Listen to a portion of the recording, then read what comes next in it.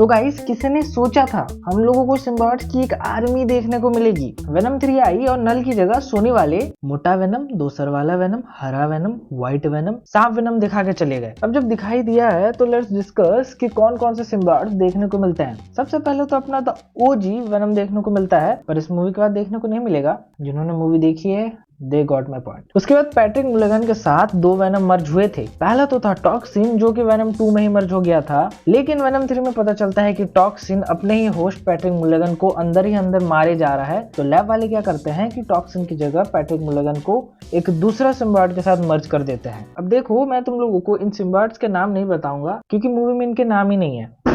Makers ने भी सोचा कि 2 मिनट के लिए तो दिखाना है, अब नाम में इतने माथा खपी क्यों करें। इसीलिए मैं तुम लोगों को इनके नाम नहीं बता सकता क्योंकि इनके नाम है ही नहीं। तो ये जो सिम्बायोट है जो कि पैट्रिक मुलेगन के साथ कंबाइन हुआ था उसका कलर ग्रीन था, और जैसे कि नॉर्मल सिम्बायोट्स के पैर होते हैं इसके एक टेल थी। अगला आता है फेस। ये देखने में मिट्टी कलर का है और जितना मैंने इसको देखा इसकी एबिलिटी है कि ये अपने हाथों को बड़ा छोटा कर सकता है, और ये पहले सिम्बायोट था जिसकी की तोंद है।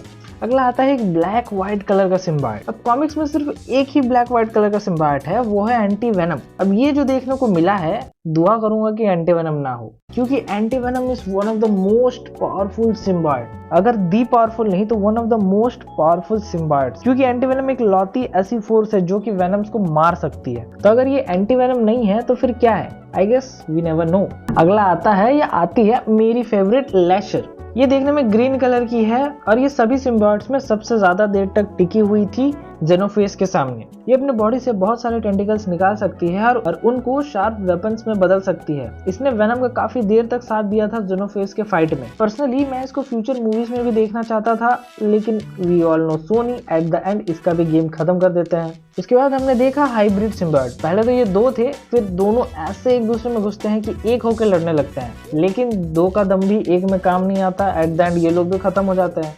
उसके बाद एक आग वाला सिम्बायोट देखने को मिलता है। अब I don't know how it works, क्योंकि सिम्बायोट्स की मेन कमजोरी ही होती है आग और साउंड, लेकिन इसका भी हम लोगों को ज्यादा देर तक करतब देखने को मिलता नहीं है और ये ऐसे फटता है जैसे कि दिवाली में बम। और एट द एंड हम लोगों को देखने को मिलती है एगनी, जो कि डॉक्टर पेन के साथ जुड़ जाती है। वैसे इसकी पावर्स कॉमिक्स में दूसरी है एंड मूवीज में दूसरी। कॉमिक्स में इसकी पावर्स एसिडिक फ्लूइड रिलीज करने की है, वहीं मूवीज में इसको एक फ्लैश बना दिया गया है, यानी सुपर स्पीड की पावर दी गई है और ऊपर से इसके आजू बाजू से इलेक्ट्रिसिटी भी निकलती है। अब थ्योरी ये कहती है कि डॉक्टर पेन को बचपन में बिजली आके लग गई थी, तो हो सकता है कि उस कारण जब ये सिम्बायोट से मर्ज हो जाती है तो इसके आजू बाजू से इलेक्ट्रिसिटी निकलती है। लेकिन मेरा मानना है कि it's better to be fast than acidic. वाहियात जोक।